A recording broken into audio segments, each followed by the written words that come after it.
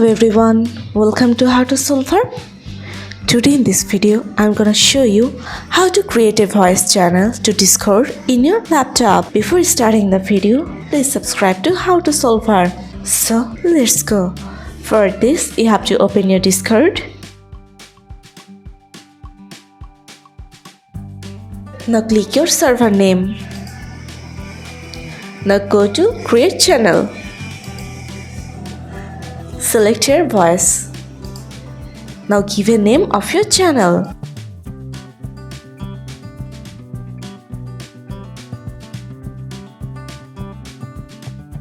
Now press on Create Channel. So this is how you can create a voice channel on Discord in your laptop. So guys, that's it. You can do this. I think this video is very helpful to you. If it was, then give a thumbs up and hit the subscribe button. And thanks for watching.